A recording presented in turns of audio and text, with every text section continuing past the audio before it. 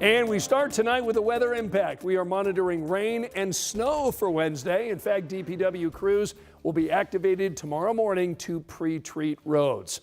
Thanks for inviting us in. It's 11 o'clock, so Angela, I guess winter returns, huh? Oh, it's making a comeback big time. Yep. Now, what we have on radar right now is in the form of a few showers and mainly south. We'll start there this evening, and temperatures are still above freezing, so that's some good news. Light rain falling in Bloomington, back through Bloomfield, so all of this south and west of Indianapolis for now.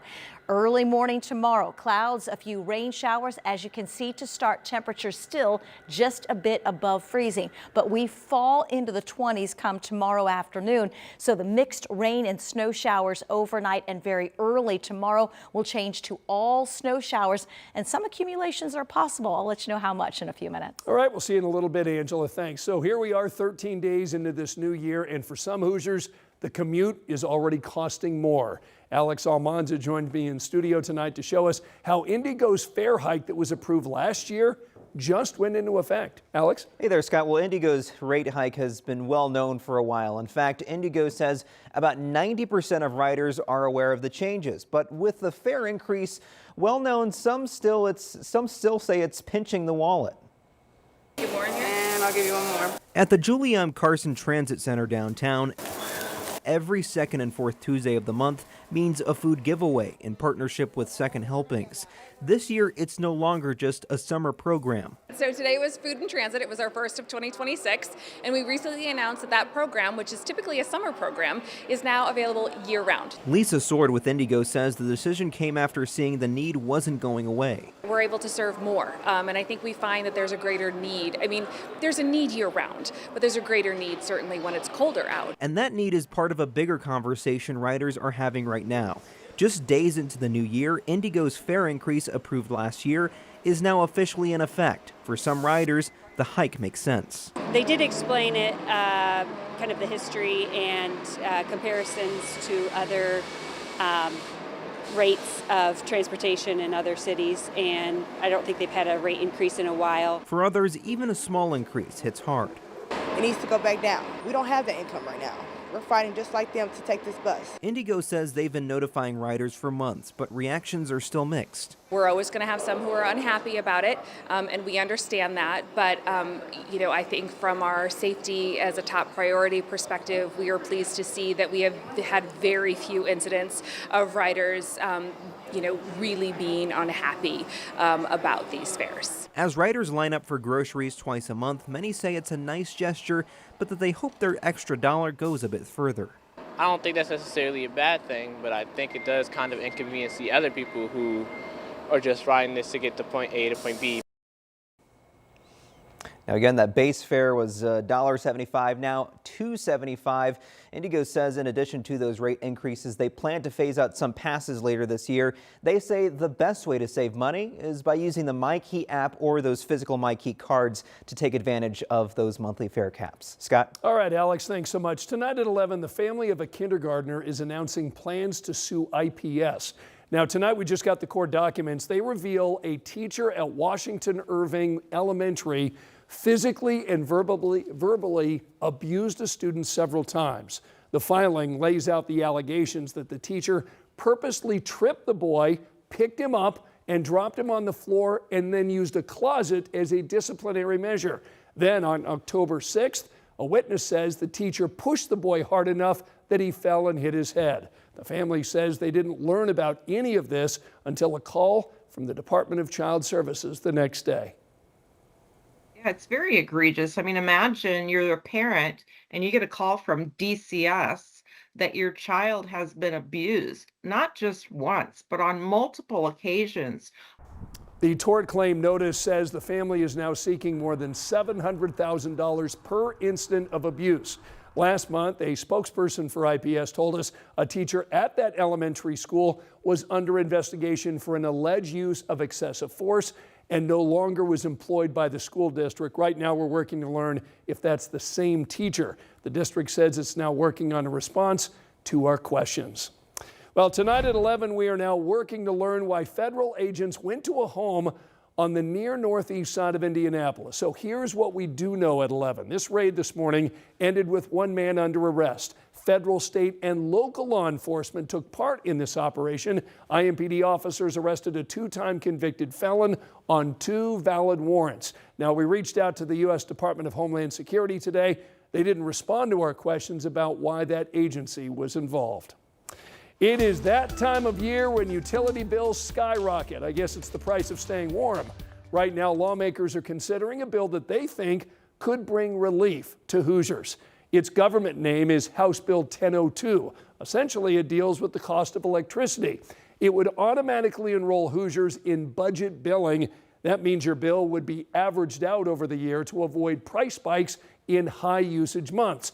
Now, you could opt out, but some express concerns about how often those utility companies would re-average the bill for people using that budget billing option. But the challenge is, especially if you're a low-income customer, if you have a large balance, a large arrearage, what happens to that arrearage? Do they have to pay that immediately? If so, from our perspective, we're going to exacerbate sort of unaffordability, increase disconnections, especially for vulnerable households. That bill would also keep a person's electricity from getting shut off if the temperature is dangerously high.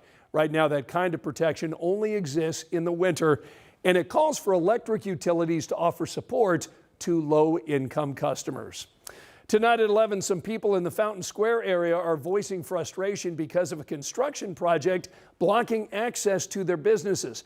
So this project has been a long time coming, and it's going to be a long time going. This stretch of Shelby Street is expected to be closed for months, from Morris Street to Cottage Avenue. Business owners in this area tell us that they knew the work was happening, all in an effort to address flooding in Fountain Square. But they take issue with how it's being handled, and they tell us it's now a drain on revenue. If the businesses require incidental traffic to come by and spot them, then they're not going to have any of that. It's been here for 9 years, and we want to keep it going, but we need the community support to make that happen. We're concerned. DPW leaders told us it was business owners who first brought the problem to them 5 years ago, and now they acknowledge it is a hassle, but they tell us it's work that needs to get done. In fact, they say with good weather and some luck, that project should wrap up this summer. Here's a look at the other stories making headlines right now. Tonight, family members are remembering a father of 2 who died after a car crash. Police got the call around midnight to a pond near Pendleton Pike and I-465. Officers jumped in the water to save 28-year-old Deshaun Sims, but he died at the hospital. Emergency responders took 2 children in the car for treatment at Riley. Relatives believe the crash was an accident. Police right now are working to determine exactly what happened. A licensed therapist from Pendleton was just sentenced after pleading guilty to child sex crimes. A Madison County judge sentenced Alec Hagee to 91 years in prison. He pleaded guilty to several counts, including child molesting and exploitation. Investigators say they have not linked any of the crimes to the place where Hagee worked. Tonight, we're getting a new look at progress on a major construction project on the south side of Indianapolis. Indy DPW shared these photos with us. They show the work along Madison Avenue, where crews are expanding the road, plus adding a median, sidewalk, and walking trail. Construction is expected to wrap up later this year. Tonight, Independence Academy has an additional $1.5 million in grant money to renovate its campus. This is a small school here in Indianapolis, specifically designed for students with autism. School leaders say this money from the Lilly Endowment will help them build a multi-use space for a gym, auditorium, cafeteria, and therapy area. Remember, you can find all of our latest local stories anytime on our 13 News app. The IU football team has just a few more days here at home before heading down to Florida for the College Football Playoff Championship. They get the chance to do some fine-tuning before facing Miami in Miami. Of course, this is a huge moment for this Hoosiers program. All the hard work, every win, leading them to a national championship appearance. We've talked about this great story for months, the history that comes with this run. IU fans have never seen anything like this. This huge moment is not lost on them or us. But players tell us they're keeping it all in perspective. we're really treating it like any other game. Like, that's what you have to do. You don't want to make the moment bigger than it is. We understand it's a national championship and a lot of people are going to be watching, but we're going to treat this practice week the same. Our mentality is going to be the same. We're just going to try to go in, work every single day up until leading up to that game. I think we've done a good job of having that headspace and having that mindset, never making it bigger than it is, and really just making sure we're putting in the work and putting in the prep so that when we get to game day, we put our best foot forward. The team heads south on Friday, and the showdown between the Hoosiers and Hurricanes takes place Monday night. Kickoff is 7:30.